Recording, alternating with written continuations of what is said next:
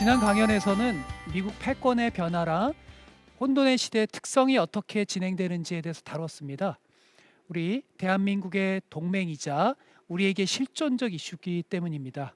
그런데 이 패권국을 이끄는 리더가 당연히 미국 대통령입니다. 그런데 우리는 과연 미국의 대통령을 생각만큼 잘 알고 있는 걸까요? 막연하게 슈퍼파워의 슈퍼맨 정도로 알고 있는 건 아닐까요? 전 반대로 오늘날 최근의 미국 대통령들은 거의 이 미션 임파서블 영화에 나오는 주인공처럼 사실상 불가능해 보이는, 어쩌면 더 세게 얘기하면 실패가 예정돼 보이는 그런 과제 속에서 허우적거린다고 저는 생각합니다. 오늘은 그 중에서도 우리의 삶과 밀접한 관련이 있는 2000년대의 대통령들, 즉 부시, 오바마, 트럼프, 그리고 오늘날 바이든을 소개하고자 합니다. 그래서 오늘 강연 주제는 슈퍼맨 미국 대통령의 불편한 진실입니다.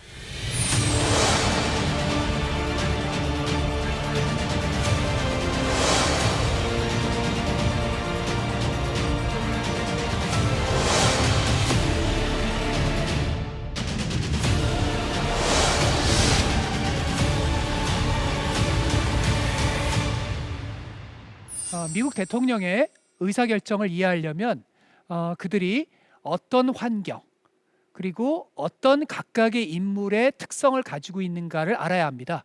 저는 이를 세 가지로, 그러니까 시대의 어떤 물결 속에 있는가, 그 대통령이 진보이든 그 대통령이 보수이든 함께 그 자장 안에서 움직이는 그 시대의 흐름, 그리고 그 모든 대통령이 구조적 혹은 제도적 가지고 있는 제약들, 그리고 각각의 인물 유형들, 이 세 가지 안경을 동시에 써야 시대의 흐름도 보이고 각각이 처한 제약도 보이고 그 제약 속에서의 다양한 색조, 약간씩 달라지는 색조를 한꺼번에 이렇게 넓고 깊게 볼 수가 있습니다.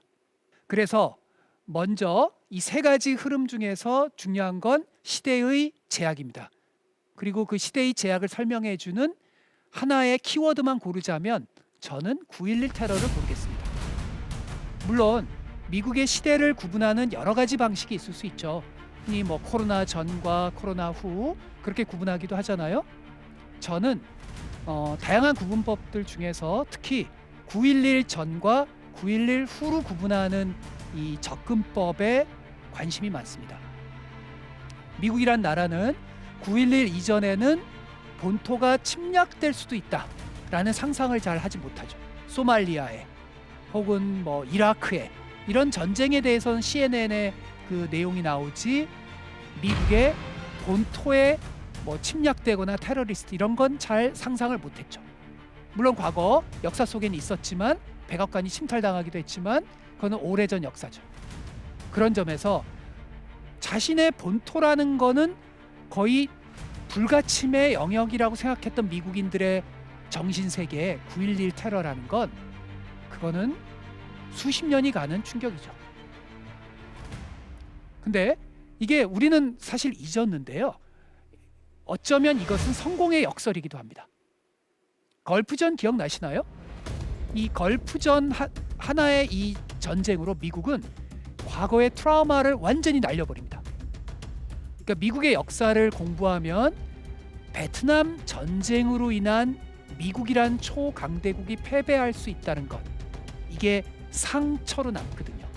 그 이외 모든 외교 정책의 그림자처럼 드려집니다. 근데 걸프전으로 이 상처가 다 사라집니다. 왜? 쉽게 전쟁에서 이기면서 그래, 우리는 이제 베트남전 잊어도 돼. 이제 우리 앞으로의 미래는 미국이란 나라를 우리 스스로 자랑스럽게 제국이라고 불러도 돼. 우리의 하이퍼 파워 앞에서 어떠한 분쟁도 우리는 쉽게 해결할 수 있어. 이렇게 생각을 한 거죠. 그런 점에서 걸프전은 미국인들에게 다시 자존감을 준 전쟁입니다. 근데 인생이라는 게 참 아이러니해요. 왜냐하면 9.11 테러 주동자들은 그렇게 생각하지 않은 거예요. 그들은 걸프전을 보면서 원래 미국에게 가지고 있는 어떤 적대감이 더 강화됐어요.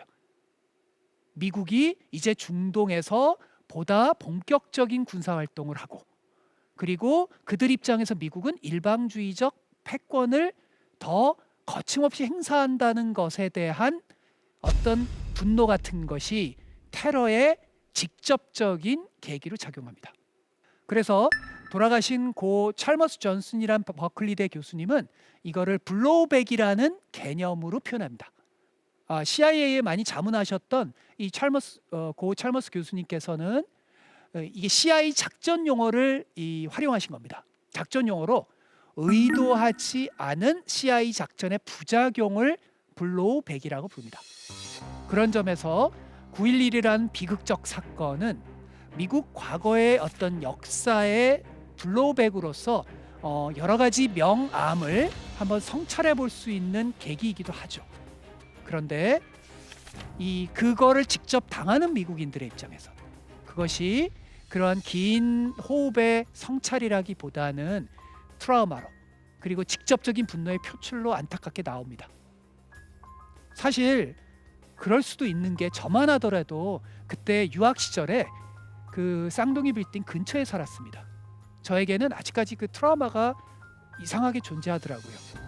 그 근처에서 9.11을 목격했기 때문에 아직도 하늘에서 비행기가 이렇게 지나가면 비행기 끝에 어떨 땐 그 빌딩이 보여요. 정신과 치료를 받아야 될 것 같아요. 그런 점에서 9.11은 미국이란 나라의 그 이후의 미국의 패러다임에 큰 영향을 지속적으로 줍니다. 그리고 이제 우리는 테러와의 전쟁이라는 표현을 너무나 당연히 듣죠. 근데 다시 한번 생각해 보면 테러와의 전쟁에서 그 테러라는 게 어떤 인물이죠? 인물이 아니잖아요. 개념이잖아요. 그러니까 우리가 개념이랑 전쟁을 하는 거잖아요.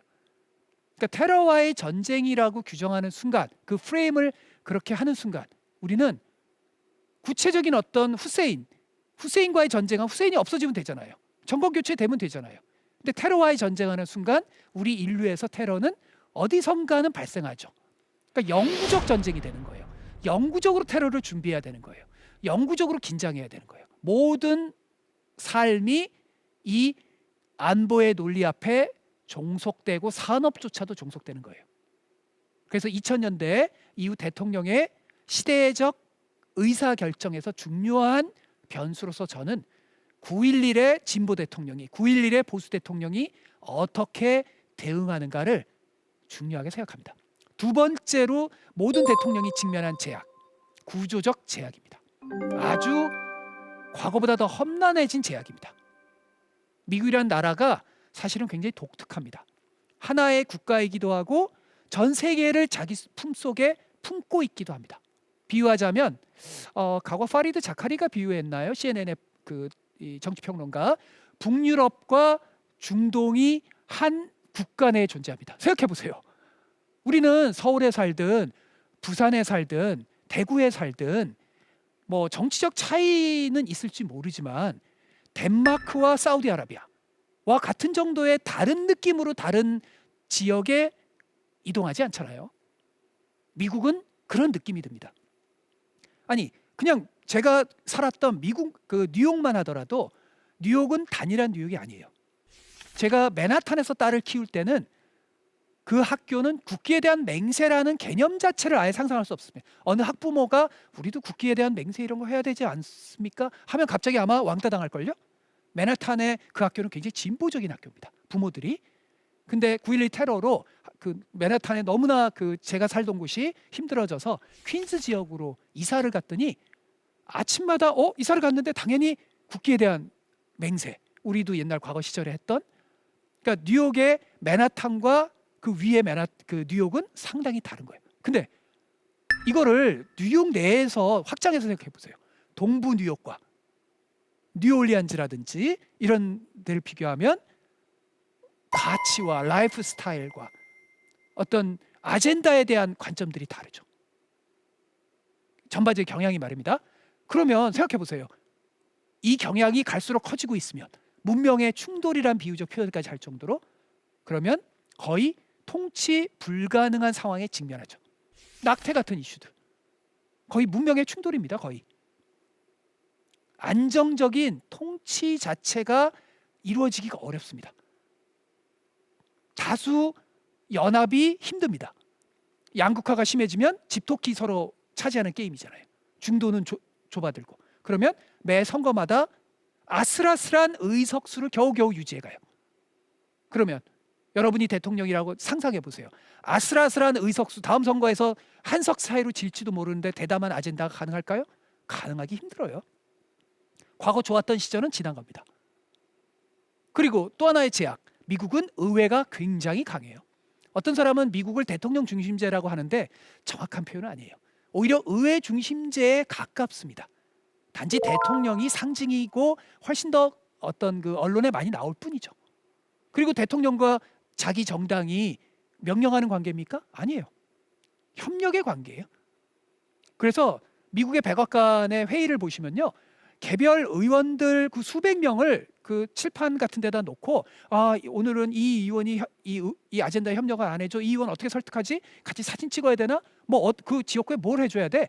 개별 의원 하나하나가 백악관 입장에서 굉장히 소중해요. 그 여론조사에서 조금 지지율 떨어지잖아요. 백악관 회의 비상 걸립니다.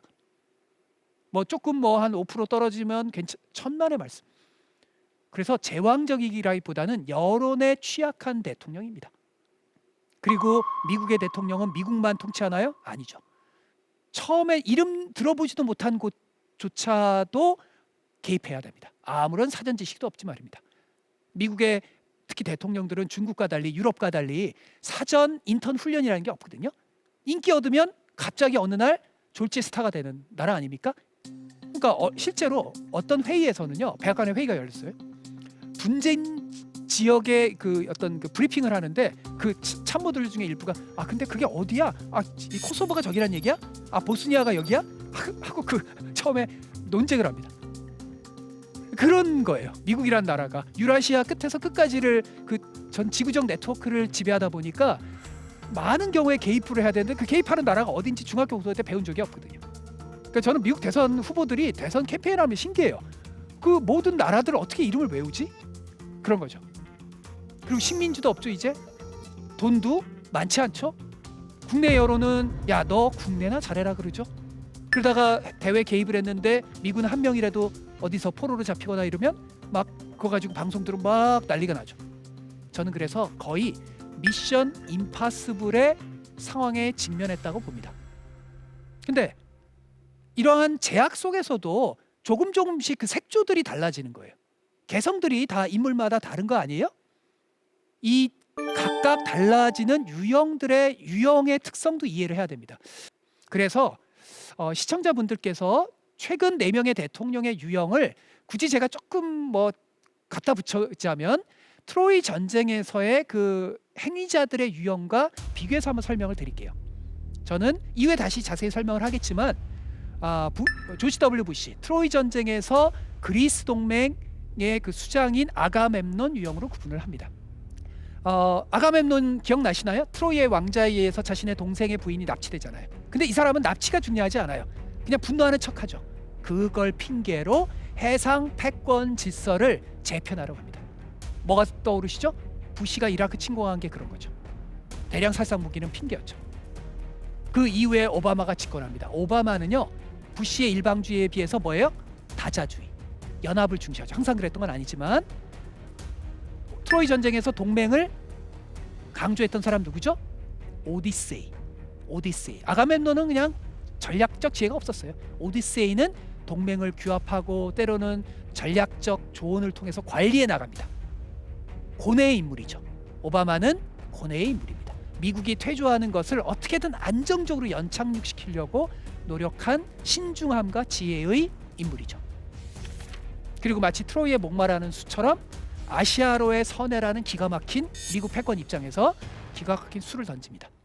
중국이 더 이상 패권을 대체하기 전에 완전히 팔을 비틀고자 하는 트럼프의 전략은 이미 오바마 때 시작됐죠. 트럼프가 참 트로이 전쟁으로 구분하기가 애매합니다. 뭐 어떻게 보면은 아킬레우스랑 비교할 수도 있죠. 왜냐하면 Make America Great Again, 미국을 다시 위대하게, 불멸의 위대함을 꿈꾸는 게 트로이 전쟁의 가장 인기 있는 영웅 누구죠? 브래드 피트가 연기했던 영화에서 아킬레우스의 꿈이죠. 근데 트럼프는 그걸 그냥 내세운 거지 실제 미국을 미래하는 데 큰 관심은 없습니다. 아킬레우스랑 달라요. 오히려 파리스 왕자와 좀 비슷하죠. 왜냐하면 수많은 섹스 스캔들, 그러니까 자신의 개인 욕망으로 전 세계를 흔들잖아요. 물론 파리스의 납치를 불멸의 사랑이라고 볼 수 있죠. 제 오늘 세션이 뭐 사랑론은 아니니까 그 논쟁은 넘어갑시다. 어쨌든 파리스 때문에 죄 없는 사람들이 많이 죽은 건 사실이잖아요. 그걸 생각하면 용서하기 어렵죠. 그러니까 세계의 질서를 흔든 혼돈의 에이전트라는 점에서 파리스와 트럼프는 유사합니다.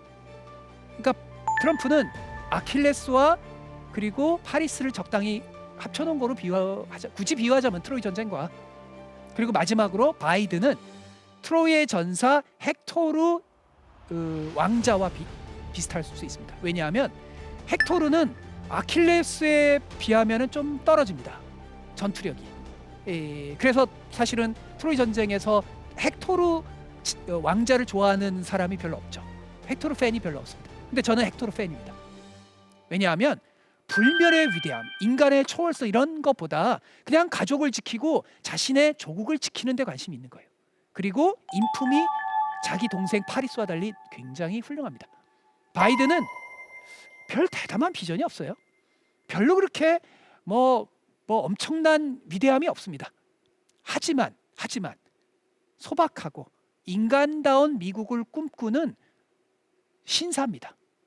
바이든을 한번 만난 사람은 그 품위에 매혹되죠. 사람에 대한 배려감에. 대통령이 꼭 뭐 배려감만 있어야 되는 건 아니겠지만 일단 인품은 좋아야죠. 그래서 미국에선 보수든 진보든 바이든을 좋아합니다. 그러니까 아젠다를 떠나서 말입니다.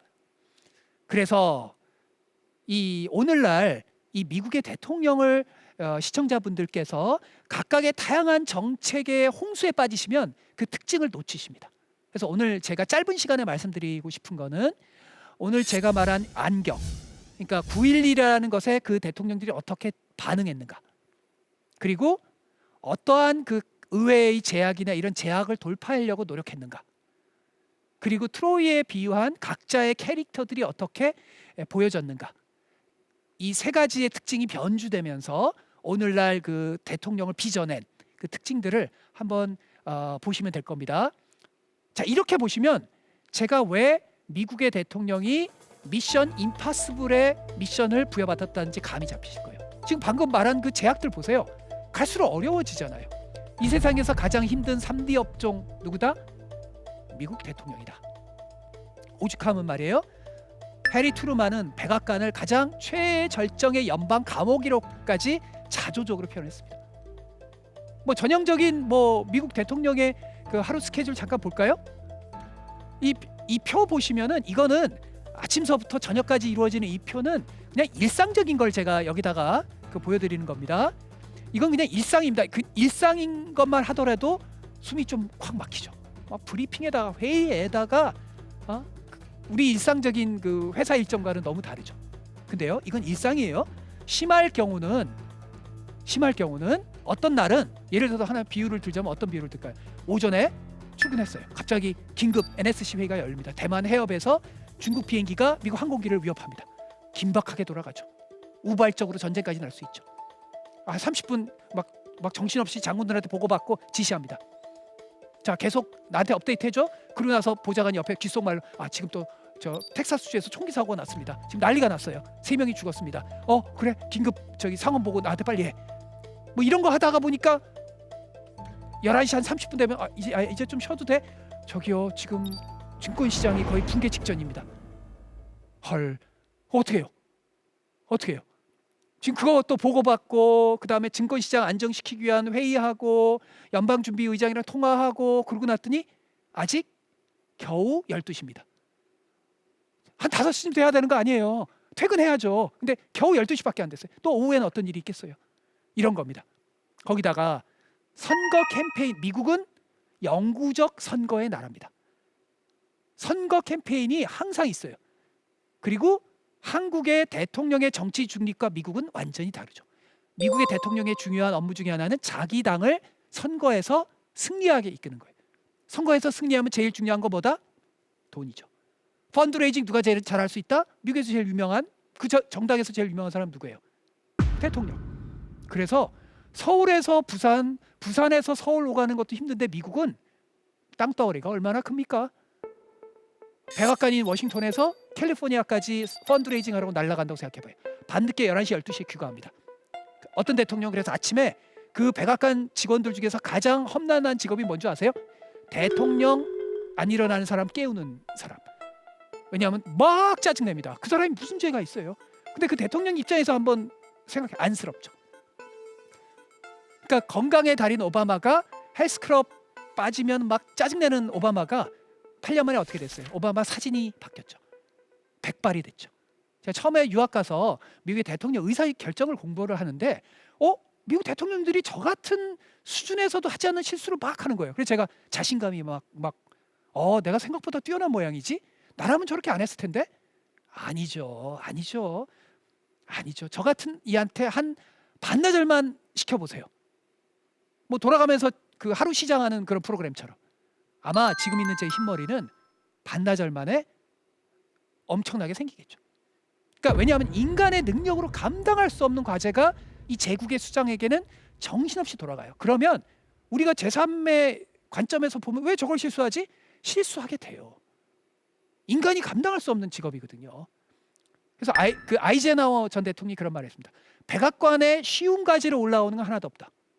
왜냐하면 쉬운 과제는 아래 레벨에서 다 처리하니까 그들이 도저히 처리하지 못하는 것만 올라온다. 그러면 그걸 감당할 수 있겠어요? 무슨 양자역학 문제풀이 같은 그런 과제가 올라오는데 말이에요. 제가 왜 미션 임파서블이라고 하는지 아시겠죠? 자, 이런 미션 임파서블 속에서 4명의 대통령의 특징을 간단하게 한번 봅시다. 자, 먼저 2000년대 첫 대통령인 부시. 제가 생각하는 부시 대통령을 이해하는 안경은 분노와 기회 포착입니다. 그리고 그 리더의 유형을 굳이 트로이 전쟁과 비교하면 아가멤논입니다. 근데요, 사람들은 다 미국에도 잊었는데요. 부시하면 테러와의 전쟁의 수장, 전시 대통령 이렇게 기억하잖아요. 천만의 말씀. 원래 부시는요, 텍사스 주지사 출신이고요. 그리고 그렇게 무시무시한 사람이 아닙니다. 때로는 초당적인 결정 많이 하고요. 또 민주당이 반기는 개혁 과제도 많이 했습니다. 교육개혁 같은 거는 사실 상당히 설득력 있는 안도 많이 했었습니다. 공립학교의 모든 상위 10%는 다 무조건 대학 입학 자격을 주자. 그러면 저소득층 출신도 좋은 대학에 갈 수가 있잖아요. 상당히 개혁적 아젠다죠. 그리고 국제 노선에서 캠페인 때마다 반복해서 뭐라 그랬냐면은 아니 그 진보들은 말이야 그 귀중한 에너지를 왜 별로 우리 미국이 개입할 필요도 없는 국가에 개입해서 에너지를 써. 남의 나라 네이션 빌딩 국가 건설은 우리가 하는 게 아니라 지네가 해야지 우리 거나 잘해. 아주 조롱을 했었어요. 근데요 9.11 터지고 나서 네이션 빌딩 누가 하죠? 부시가. 9.11이 터지니까 콘도리사 라이스 국무장관이 아주 중요한 발언입니다. 이 발언 기억하셔야 됩니다. 이 기회를 전쟁이 준 이 기회를 놓치지 말자고 말입니다. 아주 노골적인 발언이죠. 부시가 아가멤논이 되는 트로이의 아가멤논이 되는 순간입니다. 이 그 기회를 통해서 해상 무역의 패권을 질서를 교체하려고 했던 것처럼 이걸 통해서 중동의 질서를 완전히 재편하려고 합니다. 콘디보다 더 강경한 군사주의 외교안보 노선. 그때 누구였죠? 소위 누구? 신보수주의예요. 소위 네오콘이라고 하는 난폭한 패권을 추구하는 사람들이 이 기회를 놓치지 않으려고 합니다. 근데요 사실은 그 이후에 비밀 자료가 해제되면서 많이 드러나고 있는데 테넷 CIA 국장이 거의 40번 이상 부시에게 브리핑을 사전에 했었습니다. 9.11 터지기 전에. 근데 설마 하면서 놓쳤죠. 설마 하면서 많은 걸 놓쳤습니다. 그리고 9.11이 갑자기 터지면서 신경발작적으로 백악관은 반응하기 시작합니다. 심지어 무시무시한 독트린 선제 공격 독트린을 추구합니다. 적이 더 성장하기 전에 예방적 공격을 해야 된다는 이 영어로 얘기하면 프리벤션, 예방. 그러니까 상대가 미사일 ICBM을 쏘기 직전에 타격하는 그런 타격이 아니라 그냥 오래전에 예방을 해야 된다라는 그러한 선제 공격 독트린입니다. 영화 떠오르시는 영화 있지 않습니까? 스티븐 스필버그의 마이너리티 리포트 같은 노선이죠. 제가 만약 여기 손에 야구공이 있다면, 그리고 여기 책상이 있다면 이거를 야구공을 이렇게 굴리면 떨어지기 전에 잡죠. 왜 잡아요? 떨어지니까. 왜 이쪽에서 잡아요? 이쪽으로 떨어지니까. 따라서 반드시 이라크는 대량 살상 무기로 테러를 발생시킬 것이다. 따라서 그 전에 반드시 발생할 거므로 지금 체포한다. 마이너리 리포트 같은 얘기죠. 그리고 네오콘의 대표 중 하나인 폴 울포위츠 부장관, 아주 악명 높은 그 당시 강경 군사주의의 대표입니다. 이라크에 대량 살상 무기가 있다고 얘기합니다. 나중에 진실이 아니었죠? 거짓말로 밝혀집니다. 근데 더 놀라운 건 뭔지 아십니까? 천연덕스럽게 엘리트는 그건 그냥 핑계였어 라고 하는 무시무시한 말을 합니다. 거짓말할 엘리트의 권리를 옹호합니다. 원래 이게요, 네오콘의 신보수주의 철학적 대부인 시카고 대학의 저명하신 철학자 레오 스트라우스의 이론이기도 합니다. 엘리트의 어떤 특권 같은 좀 무시무시한 주장이죠. 이들은 콜린 파월 합참 의장 같으신 합리적 보수, 존경하는 전쟁의 영웅을 경멸합니다. 이게 이해가 되시나요? 그 걸프전을 승리로 이끌고 한 전쟁의 영웅인데 저 사람은 너무 유약해. 전쟁의 영웅에게 그러면서 회의에서 왕따시킵니다. 그리고 콜린 파월 합참의장이 유엔 대사로 임명된 다음에, 유엔 대사면은 전 세계가 존경하니까요. 저도 콜린 파월 의장의 팬인데요. 그런데 유엔 대사 시절 그들이 준 이라크에 대량 살상 무기가 있다라고 하는 거짓 정보를 믿을 수밖에 없잖아요. 자체 정보기관이 준 거니까. 그걸 통해서 유엔에 나가서 이라크를 침공해야 되는 전쟁을 합리화합니다. 지금까지 이 명예로운 장군이 최악의 5점을 남기면서 퇴역하죠. 근데 더 큰 문제는 말입니다. 더 큰 문제는 전쟁의 원래 목적이 어디론가 사라지고 다른 목적이 생깁니다. 원래 미국이 침공하는 건 뭐 때문에? 빈 라덴을 은닉한 아프간에 대한 응징 아닙니까? 하지만 9.11 테러가 후세인이 한 건 아니거든요. 아프간의 미군은 잊혀지고 이제 미국은 이라크 후세인으로 아프간은 잊혀진 전쟁이 됩니다.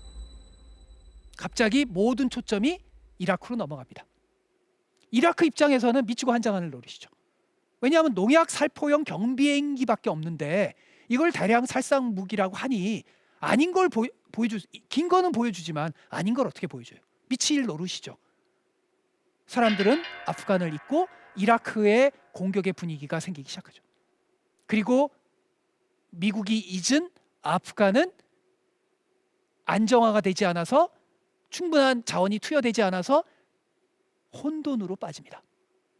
그리고 남의 나라 국가 건설에 그토록 혐오감을 표현했던 조지 W 부시가 이제 놀랍게도 자기가 비난했던 빌 클린턴처럼 네이션 빌딩, 아프간의 하루하루 국가 건설, 심지어 선거 관리까지 미군이 관장하게 됩니다. 다만 부시 대통령이 이걸 잊었을 뿐이죠. 그래서 어느 날 부시 대통령에게 아프간 현지 사령관이 보고하러 백악관에 들어옵니다. 일정을 비서실장한테 보고받아요. 그 부시 대통령이 누가 온다고? 그게 누군데? 라고 합니다. 자기가 파견한 아프간이란 어마어마하게 중요한 전쟁을 지휘하는 장군인데 그게 누군데 그러는 거예요. 믿어지십니까? 저는 다 사실만 얘기합니다. 근데 믿어지시니까 이게 사실이라고 하기에는 그 슈퍼파워의 어떤 대통령이라고 하기에는 믿어지지가 않잖아요. 결국 부시의 국제적인 전략적 판단과 오판의 근저에는 9.11 테러가 준 공포, 불안 혹은 기회가 도사리고 있는 겁니다. 하지만 이 기회는 역으로 이후 미국 대통령들에게 악몽이 되죠. 하지만 미국인들이 새로운 꿈을 꿀 수 있는 기적이 일어납니다. 누구? 오바마 대통령. 2008년 집권한 오바마는요, 마치 미국의 새로운 장이 열린 것처럼 당시로서 느껴졌습니다. 당시에 하이드 파크에서 오바마의 캠페인이라는 건요, 이거는 마치 퀸이 돌아왔나 하는 정도로 어떤 열광의 도가니, 팬덤의 도가니죠. 왜냐하면 불가능해 보이는 후보이기 때문입니다. 예를 하나 들어드릴까요? 미국과 수십 년에 걸친 지리한 갈등의 그 남미의 국가 어디죠? 쿠바. 쿠바의 독재자 카스트로가 하도 미국과 이 수교를 서로 하려고 밀고 땡기다가 뭐 미국도 책임 있고 쿠바도 책임 있고 그러다가 결국 안 되고 안 됐죠. 그래서 어느 날 좌절해서 이런 말을 한 거예요. 야, 미국에 흑인 대통령이 들어서고 그리고 뭐 남미 출신의 뭐 교황이 들어서고 이러면 그러면 뭐 미국과 국교 정상화가 되겠지 뭐. 이게 그렇게 조건이 마련돼야 된다는 얘기가 아니에요. 그러니까 불가능하다는 예를 든 거예요. 근데 두 가지가 다 돼버렸네. 두 가지가 다 돼버린 거예요. 더구나 미국의 그 당시 애국의 아주 광풍이 부는 시대에 이라크 전쟁을 반대하는 후보가 대통령이 된다? 주류 정당인 민주당에 말도 안 되죠. 말도 안 되죠. 심지어 민주당의 주류 대표적인 후보인 힐러리 여사. 힐러리 여사는 이라크 전쟁을 찬성했고요, 반대했고요. 적극 찬성했습니다. 백지 수표를 줬어요, 부시에게. 그게 나중에 힐러리 여사의 발목을 잡죠.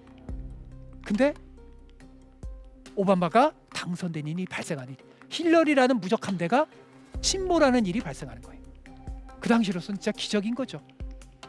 근데 그 당시 많은 이들이 기적에 취해서 놓친 게 있죠. 오바마의 자서전, 글도 잘 써요. 오바마는 그 베스트셀러 제목이 담대한 희망이잖아요. 근데 그 자서전의 제목은 그랬는지 모르지만 오바마의 국정 운영의 책을 제가 저보러 쓰라 그러면 저는 담대한 희망이라고 쓰지 않고 고뇌와 관리라고 쓰겠습니다. 이게 오바마 시대의 키워드입니다. 자, 트로이 전쟁에서 누구와 비슷할까요? 생긴 건 뭐 아주 막 역동적인 그러한 뭐 아킬레우스 같이 생겼어요. 근데 이 사람의 속을 들여다보면, 오바마의 머릿속과 가슴속을 들여다보면 이 사람은 한 30년, 40년 나이를 플러스해야 돼요. 나이든 지혜로운 노인 같아요. 이 사람의 DNA가. 오히려 반대의 당시 부통령인 바이든 부통령은 굉장히 현자 같은 느낌이 있잖아요. 영화배우 같은 데서 만약 출연하면 지혜로운 스타워즈에서 그 지혜로운 현자 같은 느낌이잖아요. 근데 반대예요. 오히려 이 사람은 나이가 훨씬 많은데 젊은 혈기, 역동성, 막 그냥 감정의 그 기복이 있어요. 아, 이거 빨리 결정하지 뭐해? 근데 오바마는 아, 글쎄 나 내일 결정하면 안 돼? 그럼 바이든이 아니 지금 결정하면 되지 뭘 이렇게 생각이 많어? 아니 내일 결정할게. 이게 완전히 바뀐 거예요. 우리가 흔히 생각하는 거와 반대입니다. 오바마는 인생의 연륜과 지혜가 있어서 트로이 전쟁의 전사로 비유하면 오디세이예요. 부시처럼 어리석게 일방주의적으로 난폭하게 안 해요. 동맹을 설득하고 독일의 메르켈과 호흡을 같이 하고 하는 동맹 규합에 능한 오디세이와 비슷합니다. 당시 미국과 전 세계는 젊지만 지혜와 배려심을 갖춘 공감의 대통령, 그에게 환호성을 지르고 새로운 시대가 열렸다고 합니다. 실제로 그는 G20 같은 틀이 오바마 시절에 많이 강화됐죠. 그리고 쿠바, 국교 정상화, 이란과 불가능해 보이는 이란과 적성 국가인데 합의까지 합니다. 물론 북한 문제는 반기했지만 하지만 담대한 비전을 펼치기 어려운 제약이 거대했습니다. 그간 미국의 90년대 신자유주의 시대에는 곱빗 불린 자본의 힘이 강화되고 투기가 아마 거품이 생기고, 제가 그 1강에서 이 서프라임 모기지 같은 얘기를 드렸죠. 과잉 자본이 갈 데가 없어서 부동산 광풍으로 이어졌다는 말씀 드렸죠. 내 집을 갖자라는, 그건 보수 대통령도 마찬가지고 진보 대통령도 마찬가지입니다. 빌 클린턴 민주당 대통령이잖아요. 거기도 그 부동산 환상 부추겼어요. 진보도 부추겼고 보수도 부추겼습니다. 내 집을 갖자 이런 환상을 붙여서 저소득층에게 서프라임 모기지. 그 사태가 터지고 그 당시 그린스펀 연방준비위 의장은 그 전까지만 하더라도 미국은 이제 대공황이 안 발생해요. 탁월한 조정과 규제가 가능해요. 그랬나요? 2008년 그린스펀을 비웃기나 하듯이 전대미문의 위기에 봉착하죠. 중국에게 조롱당하죠. 실제 그 위기가 그 당시 그 느낌이 어땠냐면요. 미국에서 백악관 내 회의 아젠다 중에 하나가 은행 국유화였습니다. 그게 상상이 가십니까? 은행 국유화라는 건요, 소비에트 시절 레닌의 구호였어요. 사회주의론의 아젠다란 말입니다. 그거를 가장 자본주의 최첨병 미국에서 은행 국유화를 논의해야 될 정도로 자본주의가 흔들린 거예요. 하지만 오바마는 점진주의자라 그랬죠. 은행을 급격히 국유화하기보다는 스트레스 테스트를 통해서 구제 금융 조치를 하고 옥석을 가려냅니다. 다시 질서를 만들기 위해서 다양한 관리 조치를 하죠. 밴드에이드를 붙입니다. 근데 제국의 수장 입장에서는 그런 고민이 들었는지 모르겠지만 우리 일반인의 입장에서, 파산하는 입장에서 이게 뭐지? 아니 우리가 제3세계 국가도 아니고, 아니 그렇게 그들은 마구 그 보너스 파티하는 애들 규제해주고 구제해주고, 우리는 뭐지? 오바마에 대한 반감, 미국 엘리트에 대한 반감이 생기죠. 소위 포퓰리즘이 전면화하는 시대가 미국에 생기는 불씨가 2008년 오바마 집권 기간에 무르익기 시작합니다. 무르익기 시작해요. 그리고 그는 흔히 생각하는 것보다 현실주의자입니다. 미리 땡겨서 노벨 평화상을 줬죠. 근데 노벨 평화상 위원회가 경악을 했을 겁니다. 수상식에서 어떻게 했죠? 수상식에서요, 아주 경악할 만한 일이 있었죠. 원래 노벨 평화상을 수상받았으면 수상식에서 어떻게 해야 돼요? 평화에 대한 얘기를 해야 되는데 오바마는 전쟁에 대한 얘기를 합니다. 정의의 전쟁을 주창합니다. 실제 오바마 시기는요, 미국 역사상 가장 군사적 드론의 수가 많았던 시기입니다. 드론 작전이 많았던 시기입니다. 진보 입장에선 불편한 진실이죠. 그래서 오바마 시기는 다소 모순과 아직까지 부족한 인식이 있었던 시기입니다. 그리고 오바마 시기가 되면 이제 인종주의가 사라진다라고 하는 유토피아적 희망이 일어났는데 저도 그런 오판을 했었습니다. 그렇게 됐나요? 아니죠. 인종 화해는커녕, 그리고 젠더의 공존은커녕 오히려 반여성주의, 동성에 대한 반발, 아프리칸 아메리칸 히스패닉에 대한 반발, 이런 게 생기죠. 낭만적 환상은 산산조각이 납니다. 이때 우연히 등장하는 인물 누구? 뉴욕의 부동산 업자 나르시스트의 화신 트럼프입니다. 그간 대선에서 자기 과시욕으로 나가려고 했던 적도 있죠. 경선에. 근데 변변한 결과를 못 얻다가 어느 날 시대가 자기의 시대로 흐름을 바뀌는 걸 감지하게 됩니다. 그리고 오바마 대통령 주최 유머하는 만찬에서 오바마가 자기를 조롱하는 것을 보면서 분노하죠. 오바마 출생이 미국 본토가 아니라는 말도 안 되는 가짜 뉴스를 앞에서 퍼뜨린 게 트럼프거든요. 트럼프가 처참하게 모욕받죠. 역사라는 게 우연과 필연의 결합 아닙니까? 제가 1강에서 그 얘기 드렸죠. 사라예보 총선과 자본의 광풍이 결합해서 2차 대전. 트럼프라는 우연한 뉴욕의 부동산 업자의 나르시즘과 그간 구조적으로 쌓인 미국 오바마 같은 엘리트에 대한 반감, 그 인화성 물질이 결합되니까 폭발이 일어나죠. 바로 우파 파퓰리즘의 시대가 미국과 영국에서 브렉시트를 비롯해서 전 세계에 일어나기 시작합니다. 한국만 그 당시 광풍에서 예외였죠. 오바마가 퇴임을 하니까 그 당시 메르켈 수상이 눈물을 흘렸다 그래요. 눈물을 지었다 그래요. 왜? 이제 누구랑 의논하지? 이 혼돈으로 가는 세계 질서를 관리해야 되는데 오바마와 같은 로마의 마치 귀족 키케로와 같은 지혜를 갖춘 인물이 이제 없어요. 누구랑 의논해야 되지? 그녀가 트럼프를 만나는 생각만 해도 그녀로서는 끔찍하죠. 얘기가 이성적 얘기가 안 통하니까. 오직 그 독일한테 그 분담금 얘기만 하는데 이것만 돈. 이제 본격적으로 혼돈의 시대로 진입합니다. 근데 이게 역사라는 게 참 희한합니다. 지금은 우리 모두가 트럼프를 어떤 그 일방주의와 인종주의 이런 걸로 많이 공격하잖아요. 근데 원래는요, 트럼프는요, 인종 간 공전 다문화주의의 롤 모델 같은 사람이었습니다. 공화당에서. 그래서 계속 공화당이 지니까 이제 민주당에게 다문화주의를 넘기지 말고 우리도 좀 다문화주의적인 후보를 내보내자. 트럼프 같은 사람 말이야 라는 걸 리포트를 씁니다. 믿어지시나요? 완전히 지금 공화당은, 지금 미국은 그때의 미국이 아닙니다. 트럼프를 이해하는 키워드는 혼돈과 위대함입니다. 그는 혼돈의 에이전트입니다. 배트맨 영화의 조커 같은 사람이죠. 그가 건드리는 모든 것은 혼돈으로 변합니다. 한때 일부 정치학자들이 그의 노선을 규정하려고 책을 써야 되니까 그거는 어리석은 시도입니다. 그의 책을 쓰는 건 지혜로운 거지만 그의 노선을 한마디로 규정하기 어렵습니다. 혼돈의 에이전트인데요. 그 주변에 측근들도 트럼프를 잘 모르는데요. 트럼프 자신도 자기를 잘 모르는데요. 그는 자기 노선이 없습니다. 북한을 최악의 악당이라고 전쟁할 듯이 했다가 반대로 야 우리가 미군이 훈련하는 게 조금 너무 북한에 위협이 되지 않을까? 완전히 180도 노선이 바뀔 수 있는 사람이 트럼프죠. 하지만 그는 시대 정신을 본능적으로 이해하는 탁월한 동물적 본능을 갖고 있습니다.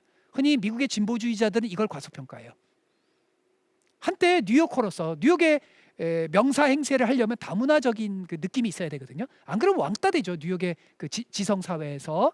하지만 9.1 테러 이후로 정치 지형이 바뀌었다라는 걸 감지하기 시작합니다. 본능적으로 느낍니다. 그리고 본능적으로 레이건 시대의 보수의 구호 미국을 다시 위대하게라는 구호가 먹힌다라는 걸 압니다. 트럼프의 트윗의 메시지 능력은 지금까지도 상대할 자가 없습니다. 마치 일본의 짧은 시를 우리가 하이쿠라 그러거든요. 일본에 아마 일본인으로 태어났으면 하이쿠의 대가가 됐을 겁니다. 그의 트윗은 촌철살인으로 상대를 규정하고 상대를 파괴합니다. 오바마가 소셜 미디어 시대의 최초의 포스트 모던 대통령이라면 트럼프는 이 매체의 잠재력을 최대한 끌어낸 대통령입니다. 미국의 민주당은 이걸 과소평가하죠. 그러다가 2016년에 쓴맛을 본 거 아닙니까? 그러니까 서로 이념을 가지는 건 좋은데 상대에 대해서 균형 있게 상대의 강점을 이해할 수 있는 능력이 있어야 되죠. 다만 트럼프의 그 잠재력이 어둠의 힘이라는 거죠. 즉 대안 현실을 만들어내고 탈진실, 가짜 뉴스의 그러한 능한 양극화 시대의 어떤 그 귀재인 겁니다. 하지만 그가 위대함을 내세웠지만 실제 위대함보다는 오히려 그 시절은 혼란의 시대입니다. 그리고 수많은 섹스 스캔들로 점철된 파리스의 유형이기도 하죠. 실제 그는 그 시절에 상당히 많은 모순을 범합니다. 우리가 북한 문제에 대해서 기억하는 거 아닙니까? 이 싱가포르에서 마치 북한의 입장에 상당히 들어주는 것처럼 보였다가 그 다음에 어떻게 되죠? 그 다음에는 완전히 입장을 바꾸죠. 하노이에서 받은 충격 기억나십니까? 그러니까 혼돈의 시대에 맞는 광인일 수는 있어도 매드맨 티오리라 그러죠. 미친 척 해야 된다. 그래서 혼돈의 세상을 만들긴 했는데 그러나 혼돈 속에서 질서를 부여하진 않았죠. 심지어 동맹들에게도 팔을 비틀었고 그러다 보니까 사실상 그의 노선은 혼돈이 가득 찹니다. 중국과 친중 노선을 했다가 그 다음에 중국에게 난폭한 패권을 휘둘렀다가 그리고 또 인도 태평양 전략과 쿼드 같은 거 이런 또 탁월한 미국 패권 입장에서 전략을 추구하기도 하고 중동에서 이란을 압박했다가 다시 또 이 이스라엘과 아랍에미레이트 간에 아주 교묘한 협상을 이끌어내기도 했다. 그러니까 아주 그 혼돈의 인물입니다. 그리고 또한 많은 부분을 퇴행시켰죠. 기후 오바마 시절에 잘 시작했던 파리 기후변화 협약을 탈퇴하고 미국에서 기후 대응을 거꾸로 시계를 돌렸죠. 그런 점에서 이 트럼프 시기를 이해하는 그 핵심 키워드는 바로 이 모순, 혼돈 이런 걸로 이제 이해하실 수 있습니다. 이 혼돈의 시대를 다시 질서의 시대로 만들고자 하는 사람이 등장하죠. 바로 우리가 오늘날 살고 있는 바이든입니다. 바이든의 키워드는 한마디로 가치와 견제입니다. 그의 유형은 트로이의 헥토르 왕자와 가깝습니다. 즉 위대함을 꿈꾸기보다는 그가 살고 있는 공동체를 조금 더 인간적인 공동체로 만들고 가치에 헌신하고 어떤 절제, 인품 이런 캐릭터입니다. 동맹을 규합하는 오디세우와도 조응되는 측면이 있고요. 자유주의 동맹의 복원을 꿈꾸는다라는 점에서 그게 그의 핵심 화두 아닙니까? 그리고 예측 가능한 질서. 동맹이 규합해서 자유주의 국가의 새로운 질서를 구축하고자 하죠. 그리고 미국의 혼. 처음에 미국 전략가들이 혼? 그게 뭐야? 그게 대선 캠페인 구호야? 그건 구호가 되긴 너무 추상적이잖아. 하지만 손에 잡히는 민생 아젠다보다 이 가치 아젠다로 바이든은 패배가 예상됐던 2020년 대선도 승리하고 2022년 중간선거도 사실상 승리로 이끕니다. 이 가치의 리더십이라는 화두로 바이든을 이해하면 바이든의 모든 정책이 이해하기가 쉽습니다. 그리고 그의 노선은 가치는 가치인데 전통적인 민주당의 가치가 아니라 새로운 가치입니다. 뉴노멀의 가치입니다. 어떤 가치? 신냉전의 가치. 중국과 건설적인 협력도 하지만 냉전에 버금가는 확실하게 중국의 상승을 꺾어야 된다라고 하는 신냉전 자유주의자의 가치입니다. 반드시 중국과의 냉전에서 승리하겠다. 그리고 이를 위해서 국가의 산업주의적 정책을 막강하게 수행하겠다라고 하는 겁니다.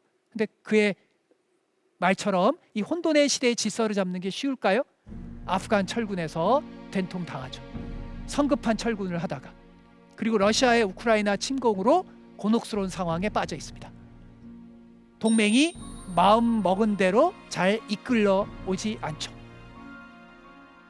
푸틴과 협상을 많이 시도했는데 생각처럼 쉽게 되지 않죠. 그리고 북중러, 그들은 더 밀착합니다.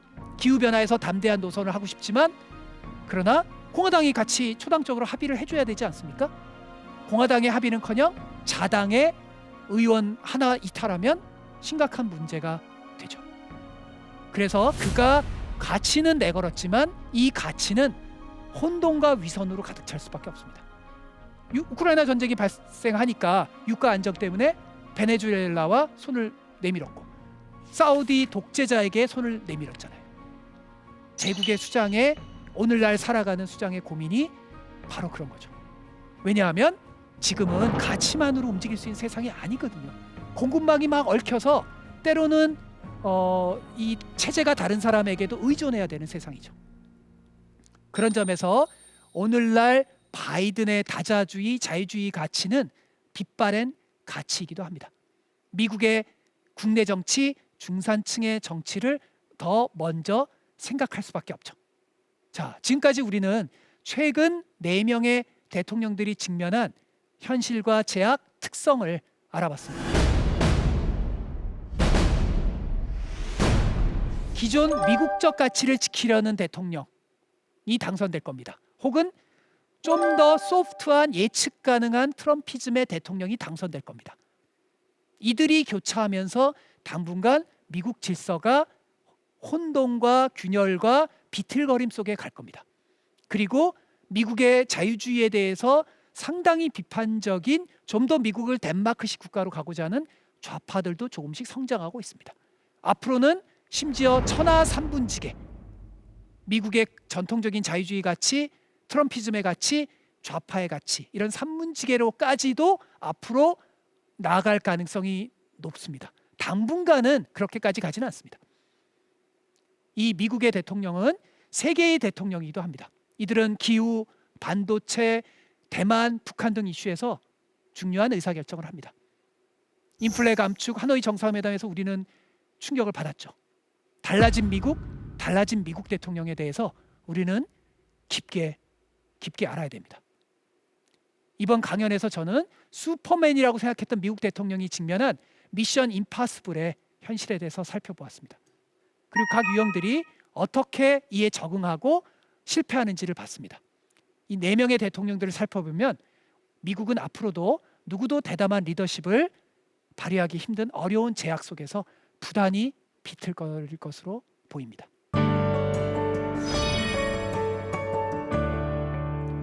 미국 백악관은 연방 감옥의 최정점이다. 해리 트루만 전 대통령이 심지어 백악관을 감옥에 비유하기도 했죠. 흔히 우리가 언론과 영화에서 보는 백악관은 화려한 연회 등으로 가득 찬 매혹적 공간이죠. 하지만 사실은 거기서 살고 있는 대통령에게는 하나의 감옥이자 3대 업종입니다. 때로는 대통령직에 운명이 걸린 빈라덴 암살 작전 여부를 최종 결정해야 하죠. 그 결정으로 자기의 대통령직을 잃을 수도 있죠. 때로는 자기 결정으로 수만 명이 복지 혜택을 잊고 거리에 몰리기도 하죠.